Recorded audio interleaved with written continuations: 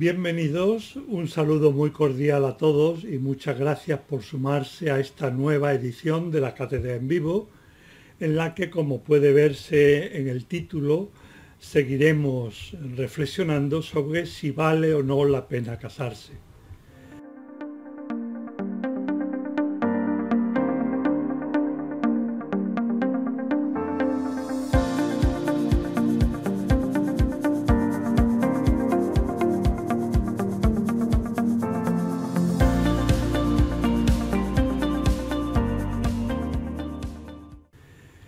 La tremenda importancia del amor en la vida humana y de manera muy particular en la familia y en el matrimonio quedó resumida en la cátedra anterior en estas palabras de Kierkegaard que vamos a leer de nuevo. Engañarse respecto al amor es la pérdida más espantosa. Es una pérdida eterna para la que no existe compensación ni en el tiempo ni en la eternidad. Los engaños respecto al amor pueden dividirse en dos tipos fundamentales.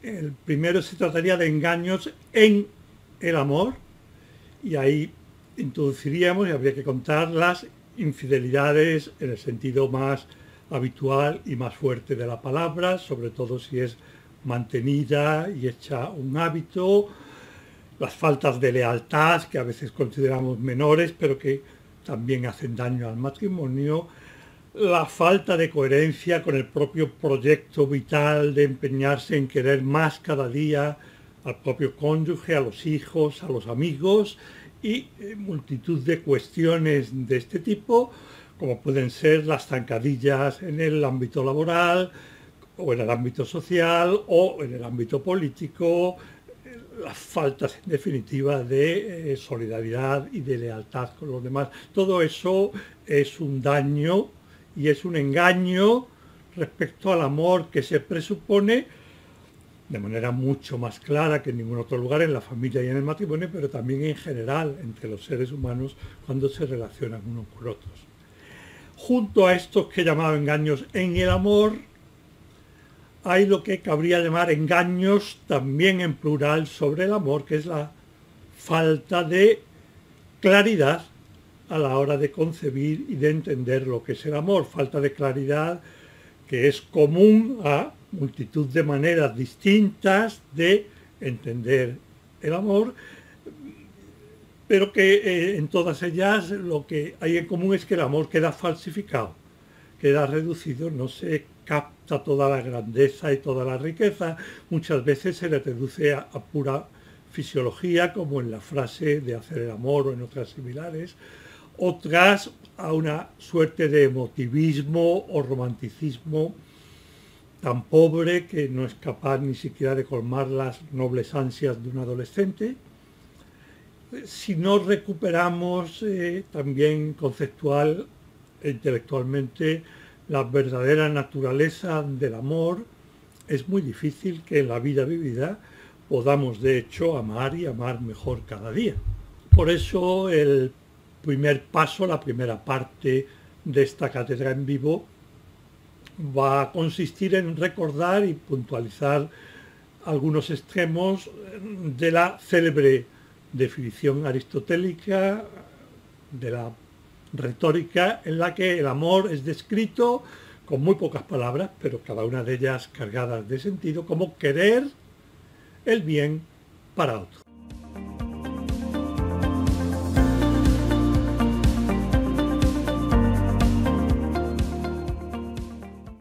Cuando Aristóteles dice querer, probablemente, puesto que no es muy explícito, pero probablemente esté intentando afirmar que la columna vertebral o el núcleo o el meollo del amor humano sea precisamente un acto de la voluntad, que él como nosotros llama querer, por el cual buscamos el bien de la persona amada.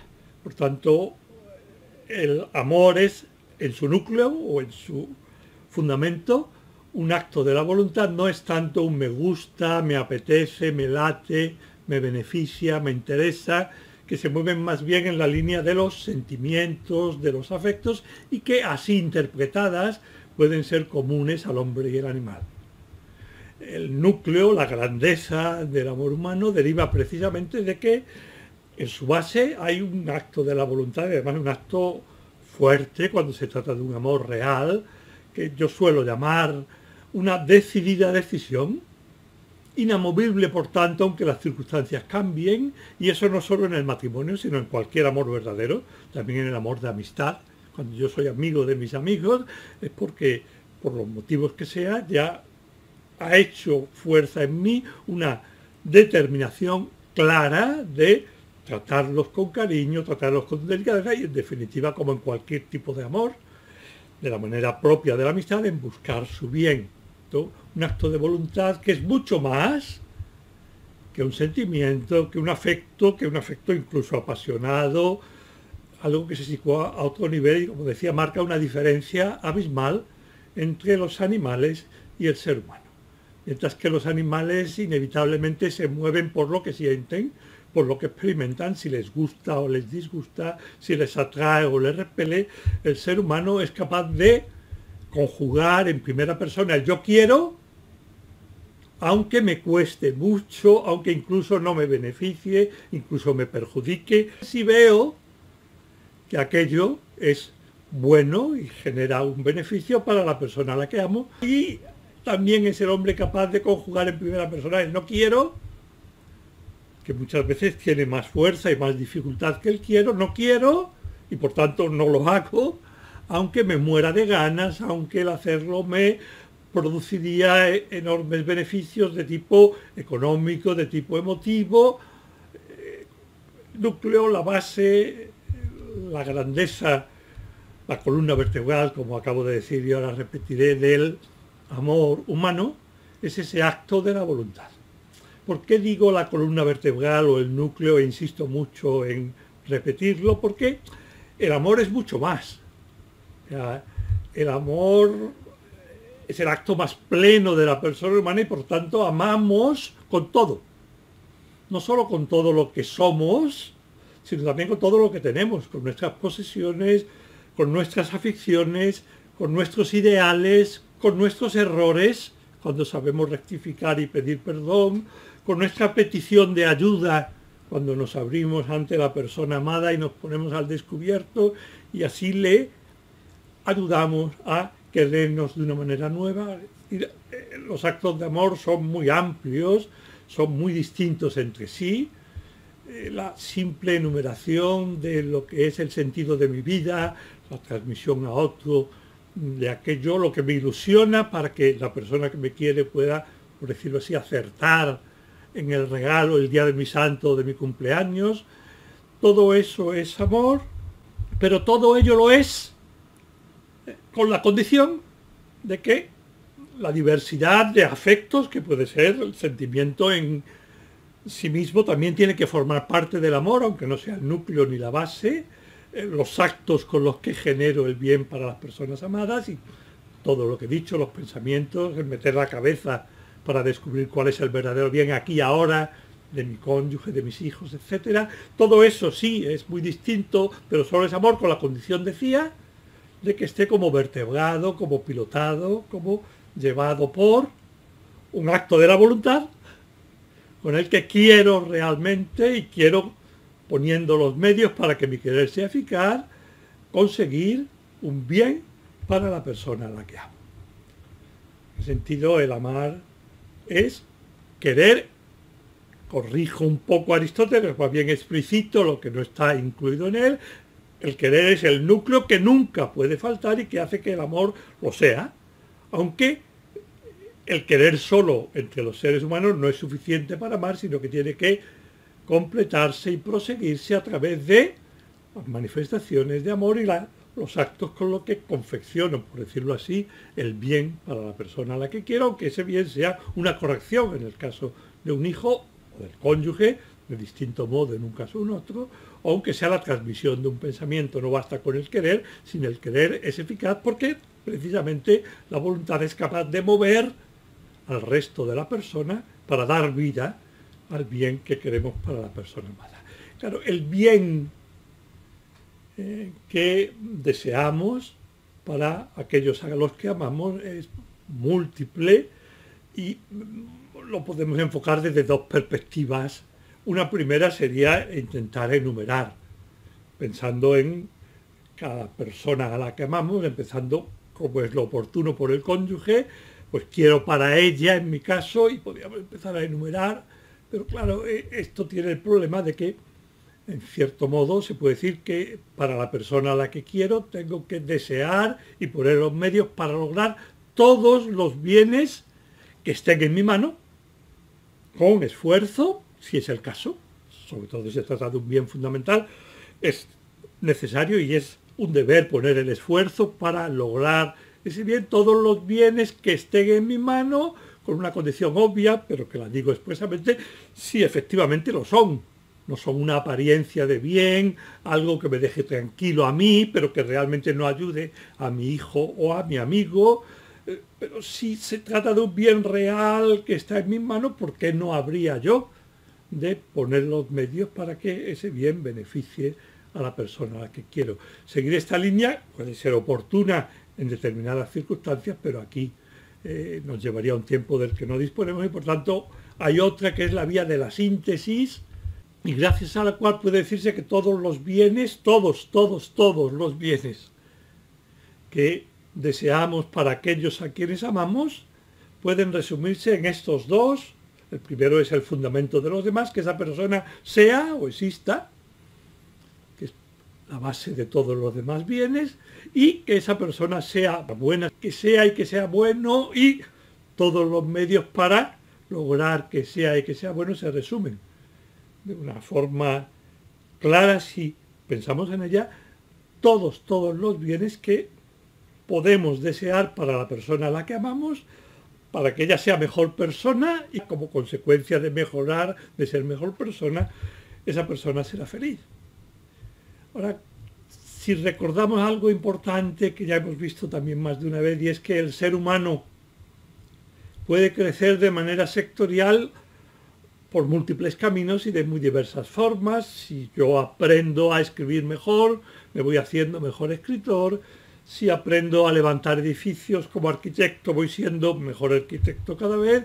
Pero como persona hay una sola actividad que nos lleva a desarrollarnos y a mejorar como personas, que es precisamente el amor. Si esto lo pensamos no referido a nosotros mismos como ocurrió en la cátedra pasada y quizás ahora cada uno lo piensa en primer lugar casi de manera connatural respecto a uno, pero si nos damos cuenta que también, en mi caso Lourdes o cada uno de mis hijos y en el de ustedes el cónyuge o cualquiera también de los hijos o amigos, solo crece como persona, solo, exclusivamente, en la proporción o en la medida en que él o ella va a su vez amando más y mejor. Podemos llegar a una conclusión que es muy relevante y muy operativa, y es que amar, o sea, querer yo bien a alguien, es siempre, de modo más oportuno en cada caso, y para descubrirlo hay que meter la cabeza y el corazón y todas nuestras capacidades, pero amar es siempre facilitar el amor de la persona amada. Lo que yo hago con respecto a Lourdes, o lo que hago con respecto a mis hijos o a mis nietos, es algo que es bueno para ellos y por tanto es una manifestación de amor. Si con aquello puede ser en un momento la sonrisa, en otro momento el abrazo, en otro momento un buen consejo, en otro momento una reconvención, una corrección amable pero clara y a veces seria. Pero si con lo que yo le estoy transmitiendo, con lo que estoy haciendo con respecto a él, eso a veces de manera inmediata, a veces no de manera inmediata, sobre todo si se trata de algo que inicialmente es una corrección, pero cuando él reflexiona y piensa sobre ello y recobra la serenidad, si eso le ayuda a amar más y mejor, que equivale a ser mejor persona, acercarse por tanto a su propia plenitud y por tanto ser más feliz. Esta es una idea, amar es siempre facilitar el amor, que podría desarrollarla, pero no voy a seguir por aquí. En la familia tiene como dos líneas fundamentales en el matrimonio. Ese facilitar el amor es ser uno o una muy amable, es decir, suscitar, despertar, hacer crecer el amor del cónyuge. O sea, si en un momento dado de nuestra vida Lourdes y yo decidimos hacer de la felicidad del otro nuestro proyecto vital, si ella, porque así se ve mejor lo que quiero decir, si ella decidió dedicar su vida a amarme a mí y todo lo que eso lleva consigo, lo mejor que yo puedo hacer por ella es facilitarle eso, que a ella la hace crecer como persona, la hace más feliz, es decir, facilitarle ser yo muy amable en el sentido profundo de la palabra, hacerle fácil el que me quiera, que le salga solo por el modo como yo me comporto respecto a ella. Y con respecto a los hijos, que sería el otro ámbito, facilitar el amor es, normalmente mientras son pequeños, prepararlos para amar y irles enseñando a amar. Cuando Aristóteles dice la tercera de las partes de esta descripción, amar es querer el bien para otro en cuanto a otro, en última instancia lo que quiere decir es querer a quienes amamos, cualquier persona a la que queramos, quererla por ella misma, no por el beneficio que nos puede reportar esa aparente amistad. El planteamiento se hace muchas veces y es claramente falso. Voy a hacerme amigo de esta persona porque así como ella tiene capacidad de dar un empleo a mi hijo, a un amigo o a mí mismo, eso es obvio para cualquiera de nosotros que el buscar la amistad por un beneficio propio y no por el bien de la persona que es nuestro amigo no es propiamente amor ni es amistad, ni siquiera por la enorme satisfacción y el enorme gozo que deriva de la amistad, que es nobilísimo y que uno no tiene en absoluto por qué despreciar, todo lo contrario, pero que no es el motivo por el que yo soy amigo de alguien. Soy amigo porque coincido con él en determinadas cosas que hace que uno y el otro seamos capaces de querernos mutuamente y buscar a raíz de la amistad y como parte de ella lo que es mejor para el otro, a veces sin costarnos, porque estamos disfrutando juntos en algo positivo que nos lleva a crecer y a veces costándonos, sobre todo cuando se trata de corregir a un amigo en algo más cuanto más peligroso o más fuerte y más querido es para él, nosotros nos sentimos en la clara obligación de tomarlo aparte y con suma delicadeza y sumo cariño decirle lo siento, pero o yo me estoy equivocando o esto que estás haciendo no es bueno para ti. Eso puede llevar a un enfado temporal o definitivo a veces, pero sin embargo es un deber de amistad. Querer el bien del otro para el otro es quererlo por sí mismo, cuya traducción es doble por ser persona.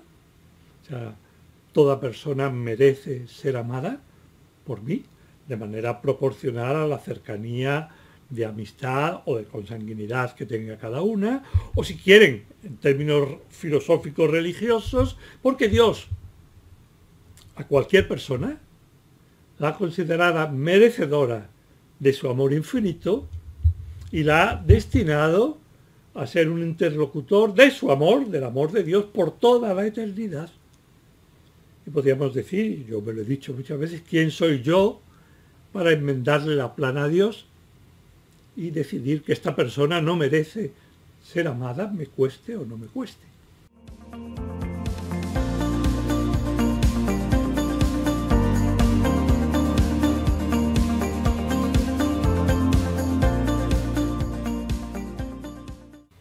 Ahora yo querría decirles algo como para mí muy central para entender el matrimonio como lo que es la gran aventura de nuestra vida.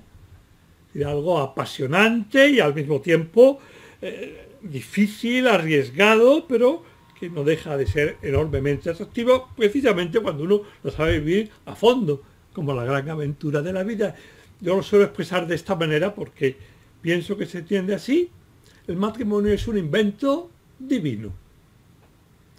Habría muchas glosas para esta afirmación que he hecho, pero me gusta centrarme en un punto que empalma con lo que quiero explicar a continuación. Fíjense, si no lo han pensado, probablemente lo piensan ahora conmigo y se darán cuenta de que con mucha frecuencia es así. Uno, me refiero a cualquiera de nosotros, no descubre en serio, los propios defectos hasta que vive día y noche de manera muy cercana y muy íntima con una persona, es decir, en términos generales, hasta que se casa. Hasta que yo no empecé a vivir todo el día, aunque salga y entre, pero todo el día en sentido, y toda la noche con Lourdes, no me di cuenta de hasta qué punto era egoísta, hasta qué punto pensaba en mí mismo, hasta qué punto era cabezota y quería llevar razón, incluso aunque me diera cuenta que no la tuviera, quería mantenerla, hasta qué extremo me costaba salir de mis cosas y atender a las de la propia Lourdes, o cuando ya teníamos hijos, a las de mis hijos, hasta qué punto el tiempo dedicado a mi trabajo era algo que tendía a absorber todo el tiempo disponible y tenía que hacer el propósito, y gracias a Dios lo hice, claro, de a las 8:30, yo trabajaba en casa gran parte del día, a las 8:30, dejar de trabajar y cerrar los libros, y entonces era máquina de escribir o las primeras computadoras, para estar disponible, y que si mis hijos o Lourdes, si tenían algo que preguntarme o consultarme, vieran que yo estaba allí, en la casa paseando, porque yo quería estar disponible para ellos. Eso no me salió solo, ni mucho menos, y ahí me di cuenta de que el egoísmo me llevaba como a devorar y querer tener para mí más tiempo del que era debido. Todos esos, y muchos más, cada uno que ponga sus propios defectos, que no es difícil. Lo que digo que el matrimonio es divino es porque esos defectos los vamos descubriendo precisamente junto a aquella persona que ha sido pensada desde toda la eternidad, justo para ayudarnos a ir superando o a ir mejorando en esos defectos y a ser mejores personas. Algo que realmente, si lo piensan despacio, solo se le puede ocurrir a Dios. Que yo vaya descubriendo aquello en lo que tengo que mejorar, lo vaya descubriendo junto a la persona que me quiere con locura porque ha hecho de ellos su proyecto vital y que Dios pensó desde toda la eternidad para ponerla a mi lado, para amarnos el uno al otro, y amarse es ayudarse a ser mejor persona y por tanto a ir superando los propios defectos.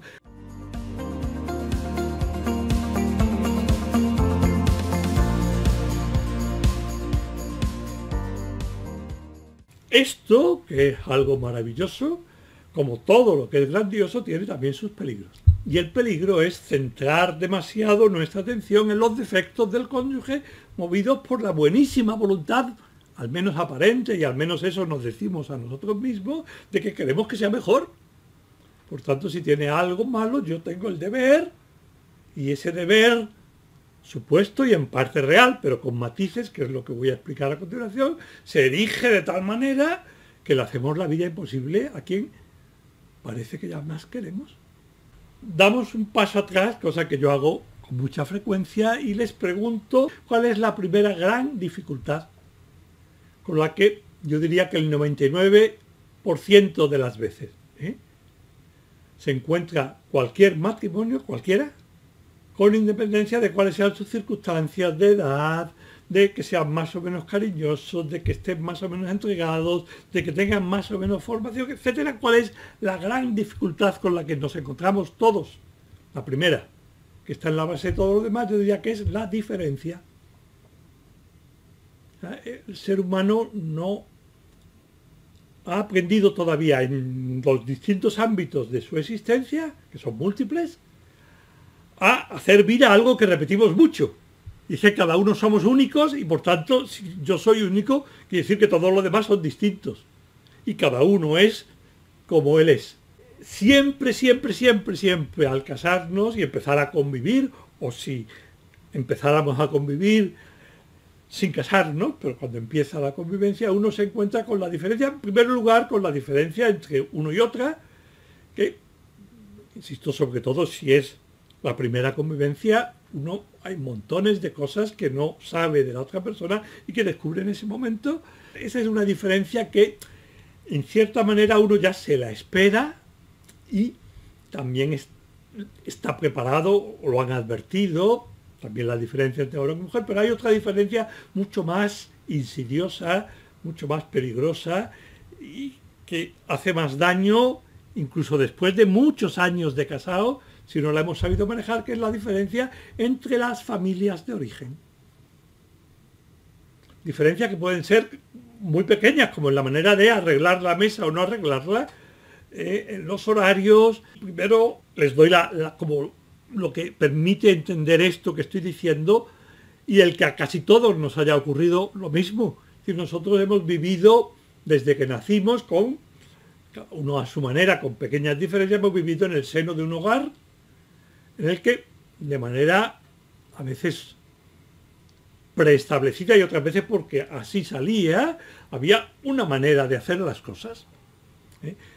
Ahora ya bajo al ejemplo, yo soy hijo de militar, lo cual significaba que en casa, en la casa de mis papás, cuando yo era niño y hasta que me fui y ellos siguieron haciéndolo, cuando nos fuimos todos los hermanos, pues nos despertábamos prácticamente todos los días a la misma hora, comíamos a la misma hora, cenábamos a la misma hora, nos íbamos a la cama a la misma hora, porque lo propio del militar es la disciplina.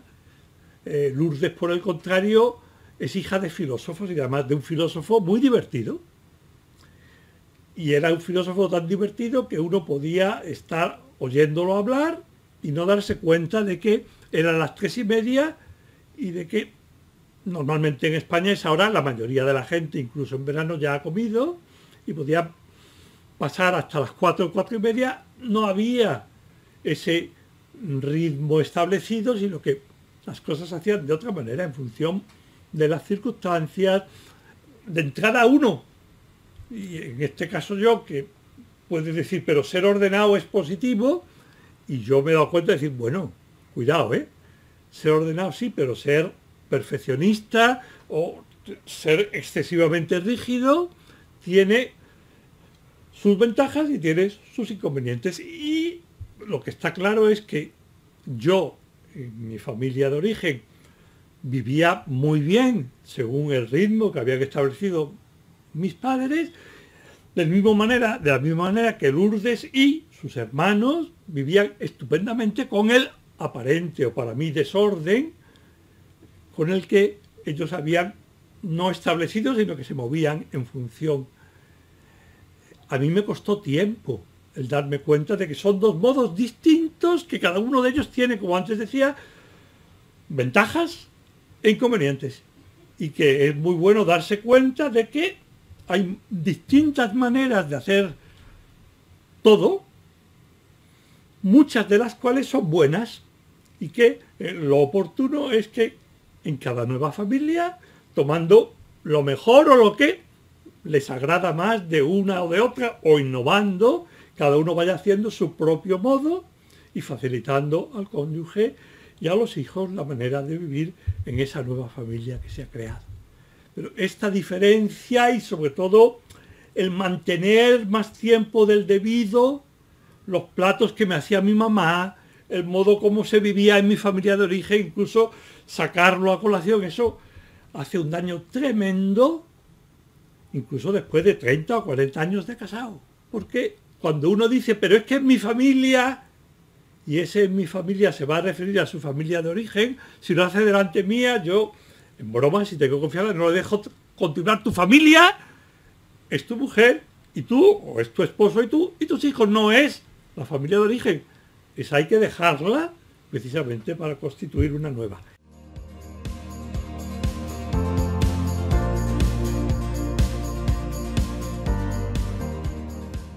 Vamos a dar un paso más, que de nuevo me parece que es sencillo, pero hay que pensarlo al menos una vez. Con el tiempo yo me he ido dando cuenta y he hecho esta distinción entre lo que podríamos llamar las diferencias, las limitaciones y los defectos. En la vida conyugal, cuando está empezando o cuando ya lleva un tiempo, ¿qué es lo que hay de común entre las diferencias, las limitaciones y los defectos? Que las diferencias molestan.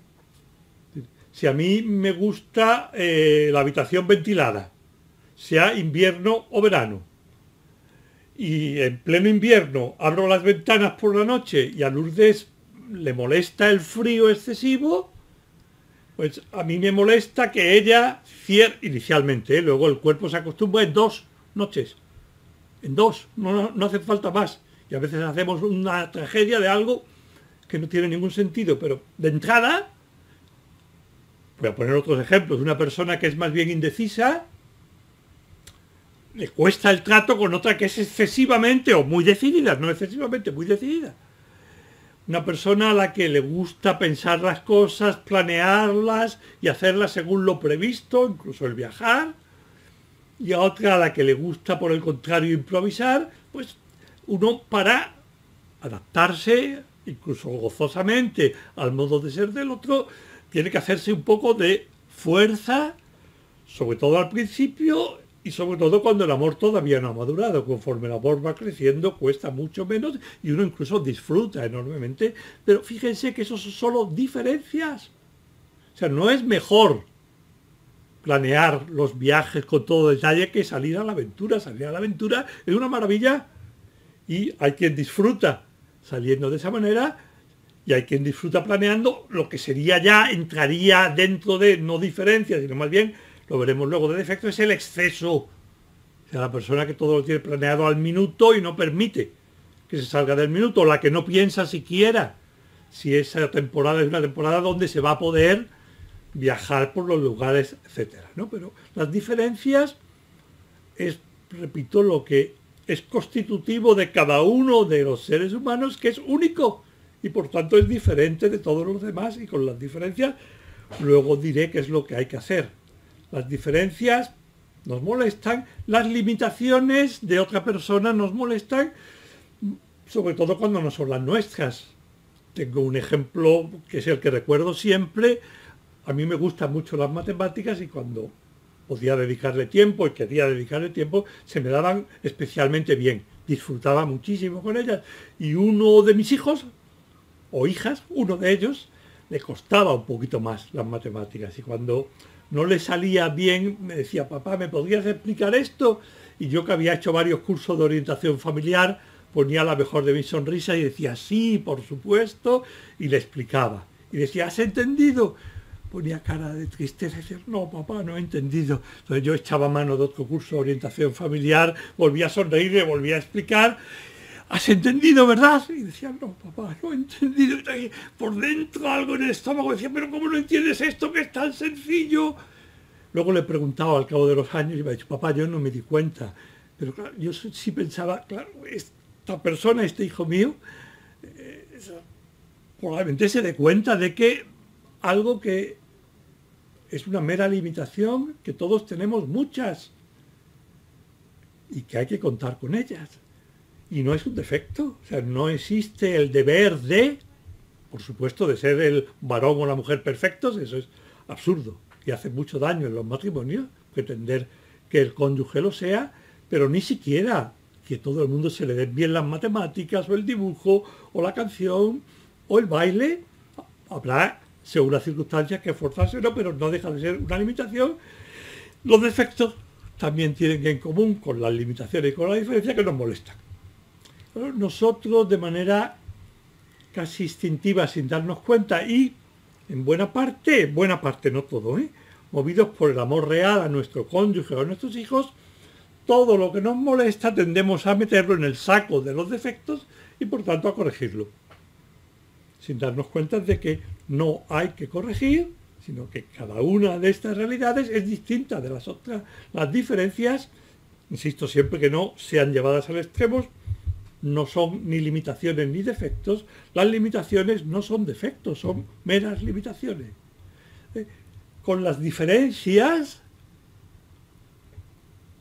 con las que se dan entre nuestros hijos, respecto a nosotros, entre ellos, o las que más nos suelen molestar son las del cónyuge con respecto a nosotros. Digo una afirmación muy fuerte: las diferencias hay que amarlas, aunque inicialmente nos molesten. Las diferencias hay que amarlas, hay que amar el modo de ser de cada uno de nuestros hijos y de nuestro cónyuge, amarlo tal como es, con su modo peculiar y único de ser. Doy el porqué, porque si no lo queremos como es, no podremos ayudarle a que desarrolle precisamente lo que son sus mejores cualidades. Esto a su manera ya lo decía Platón.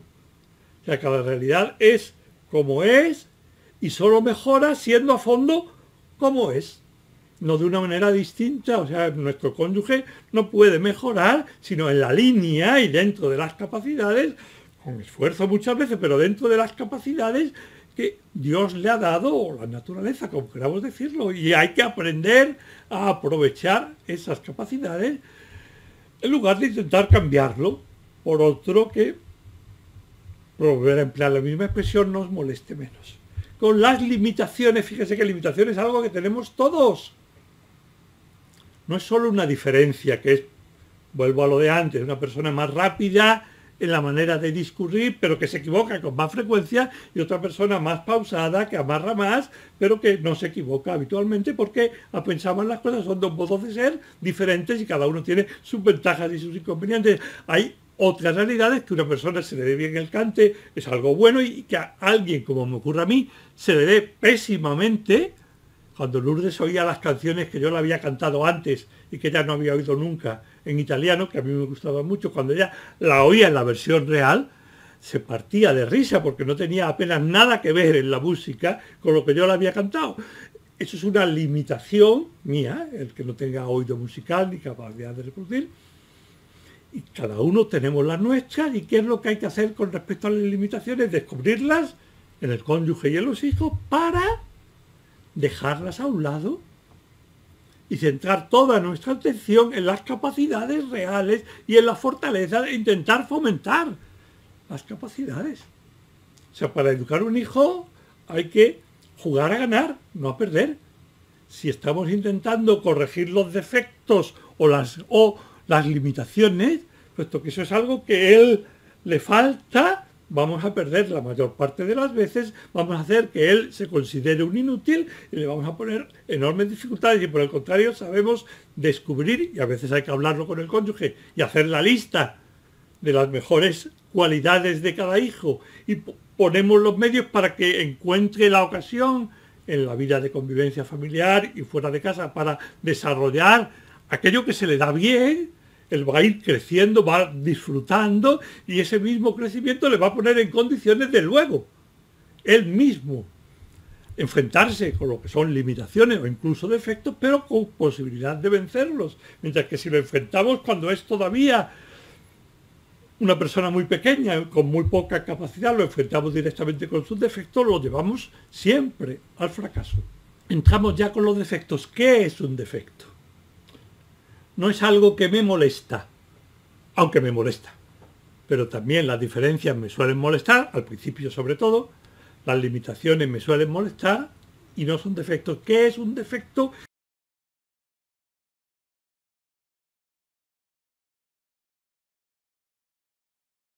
Un defecto es solo y exclusivamente aquello que es un cierto hábito, que la persona tiene, que aquello que hace daño a quien lo tiene, porque también hace daño a los que tiene alrededor.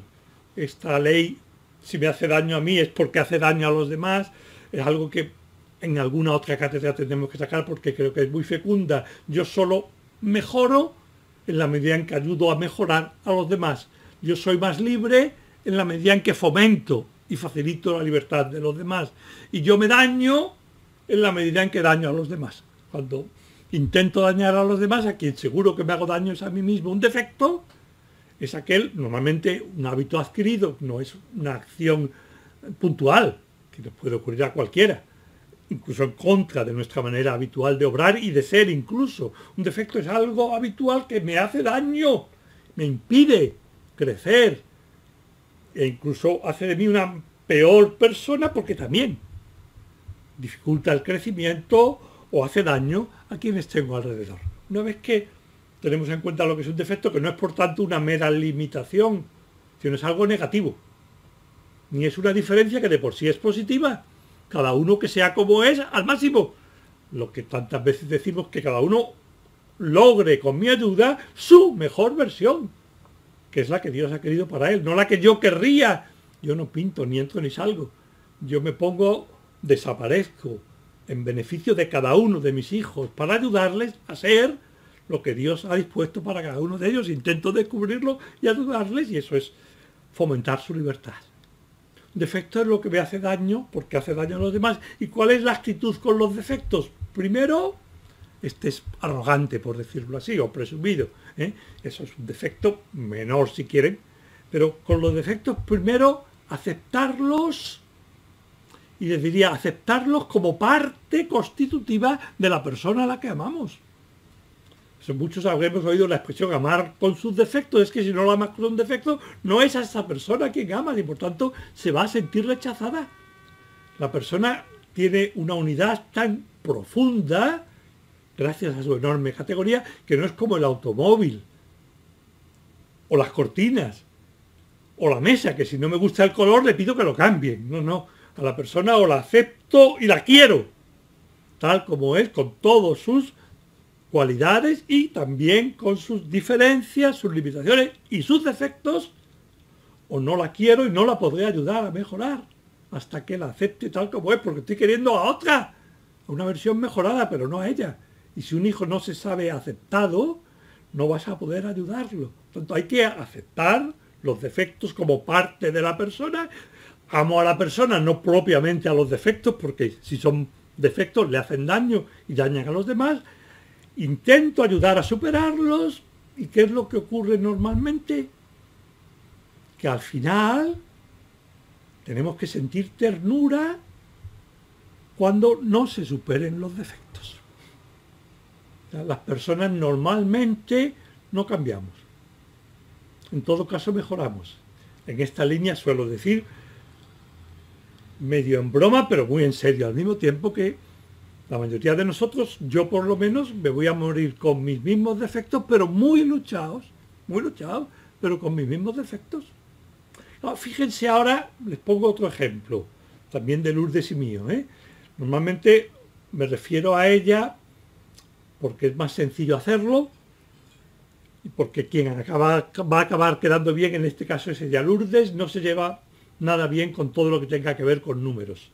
Yo he acuñado una expresión que es daltonismo numérico, que estamos los dos de acuerdo. O sea, 7, 70 o 700, para ella es prácticamente lo mismo, como si fuera una masa nebulosa grisácea, no le dice nada. Claro, eso trae un problema con el uso del tiempo. Y yo lo descubrí de manera clara en nuestro viaje de novios, donde yo, que era entonces bastante perfeccionista, y gracias a Lourdes he mejorado un poquito, todo mérito de ella. Yo había programado todas nuestras salidas de los 15 días que íbamos a pasar, íbamos a ir tal lugar, y cuando Lourdes empezaba a arreglarse y el tiempo llegaba, le preguntabas, ¿estás lista? Y me decía esa respuesta fatídica tan propia de muchas mujeres, que es, estoy casi lista. Y yo no sabía que casi lista puede significar 2 horas o 5 minutos, porque es casi lista. Yo en esos días lo pasé mal, en ese aspecto, en ese momento, porque tuve que romper varias veces, varias entradas, hasta que me di cuenta que no manejaba los números. Entonces, bueno, poquito a poco lo fuimos hablando. ¿Y qué es lo que ahora hace Lourdes, que sigue sin saber manejar los números? Lourdes, a ella en el fondo le da igual llegar tarde que pronto, porque el número no cuenta para ella. Ella intenta llegar pronto porque sabe que a mí es algo que me gusta, que me parece oportuno y que sufro si no llego pronto. Entonces, es un esfuerzo que ella lleva muchos años haciendo, todos los que llevamos casados, exclusivamente por mí, por el amor que me tiene. No porque ella le vea una ventaja en eso, sino simplemente porque me quiere. Es que una persona adulta, con una vida propia, que en la vida ha tenido muchos desarrollos, triunfos, que ha hecho, se esté esforzando desde hace 40 años por ser más puntual, solo porque a mí eso me ayuda. Si eso no me enternece, es que soy un botarate. Es exactamente igual que cuando uno de nuestros hijos pequeños, sin darse cuenta por qué, porque a nosotros nos gusta, intenta ir una otra vez a hacer bien lo que él no le ve ningún sentido. Él a irse a la cama a determinada hora no le ve ningún sentido porque está mucho más a gusto jugando. Y él solo vive en el presente, y el que mañana tiene que ir al colegio no le dice nada. cuando lo hace por cariño, si vemos que falla una y otra vez, nos enternecemos. Pues esto es lo mismo que sucede con los defectos cuando se da, que es lo correcto, que no es tan sencillo, que los dos nos queremos con los defectos del otro y nos ayudamos amablemente y sin darnos la lata una y otra vez, nos ayudamos de la manera Lourdes que hace. Vuelvo otra vez, que es lo que se dio cuenta que tenía que hacer. Tomás, por favor, ¿a qué hora tengo que empezar a arreglarme para llegar puntual a esta reunión?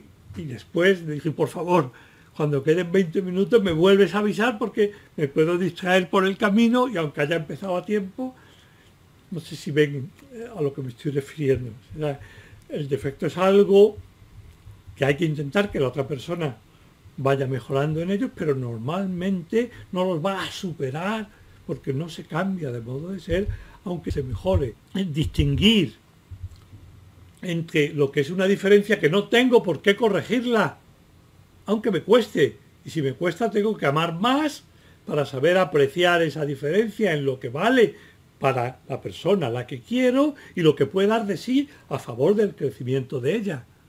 Una limitación que depende de las circunstancias y de lo fuerte que sea, es algo que debo saber para no pedir a un hijo que no sabe sumar y multiplicar con soltura que estudie una carrera de arquitectura o de ingeniería, sino que le orientaré en la medida en que él me pida consejo hacia algo de humanidades, artístico, porque ¿para qué pedirle algo que él no puede dar?